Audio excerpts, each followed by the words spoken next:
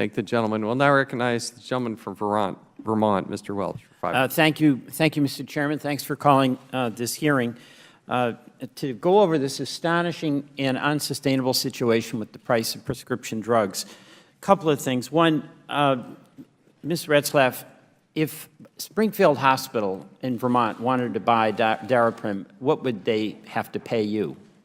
So we have introduced a hospital discount program. Yeah, give me a number. What would they have to pay? So for a 100-count bottle, it would be roughly $35,000. For a 30-count bottle, So it would that's roughly be $300 $11,000. So how much does that come to a pill? It's $1,100 a pill? So $750 is the list price. We're offering discounts up to 50% for hospitals. So that is like, $1,100 is the discount. Right? no, $1,100 is not the discount. It's 50% off of $750. Okay, so if Springfield $375. If Springfield Hospital wanted to buy a pill, it would be $350. Correct. All right. What about if I had Blue Cross Blue Shield and it was covered? What would Blue Cross Blue Shield pay? So that would depend on what the copayment and coinsurance was. About 25% of patients on Daraprim have commercial insurance. So in the examples that were mentioned above, the patient would be asked to pay a copay of, say, $5,000, in which case we would pay down that copay, so they didn't have to pay any more than $10 out of pocket. So in your financial statement, you're saying if I had to buy that, I had a $5,000 copay, you would pay all of it except a penny? Except $10. Except $10, and we can confirm that.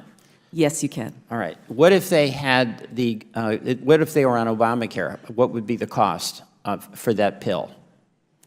It's on Obamacare. So, well, if they are on a Medicaid patient, for instance. Well, Medicaid. Tell me Medicaid and tell me Medicare. Medicaid patients. So for Medicaid patients, as well as patients that are treated through the 340B programs, they can get the medicine for 1 penny per pill, and that actually represents 2/3 of Daraprim's business. And so who pays the rest of that if the patient gets it for 1 penny?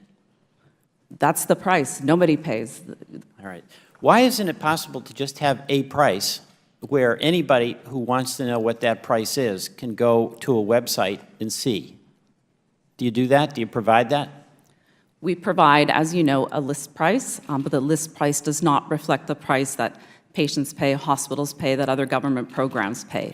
From a government program perspective, there are often mandatory statutory rebates, which is why I'm reclaiming my time. The list price is just a starting point. That's correct. So most people have no idea what the actual price will be after you go through the gymnastics that you've just described. That's correct. That's the way pharmaceutical pricing works in the industry. Well, yeah, and that's a mess in the industry. I mean, we've had a lot of outrage at the outrageous conduct here, and we can't underdo it. But the bottom line here is we've got a broken market, and there's a real challenge for us as members who represent the public that are getting hammered with this to deal with that broken market. I think Mr. Duncan's got a really good idea. Anything we can do to help with the FDA to streamline, we should do that. But on the other hand, you've got market power without competition, and it is resulting in rip-offs, most glaringly represented by Mr. Skrelly. And I hope, Mr. Chairman and Mr. Ranking Member, we can have an action plan that would include what Mr. Duncan is talking about. It would streamline getting the drugs to the market. It would deal with these rip-off approaches where the companies are oftentimes extending the life of the patent to prevent generic competition, doing Me Too evergreening to imitate a drug that's on the market with slight changes that don't really increase the efficacy but increase the cost. Work on Mr. Stiver's bill to get generics to market faster.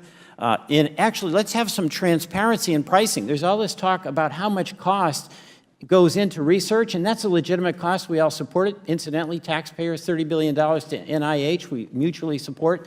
That's our contribution. But the bottom line here is that we know prescription drugs are life-extending and pain-relieving. They're good, but we're getting killed with the price. Gentleman, yield. I do 5 yield. seconds.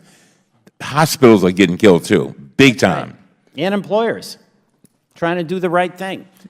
So I guess my time is up, but I think we've got a lot more work to do, and I thank the ranking member and the chairman of the committee for setting up this hearing.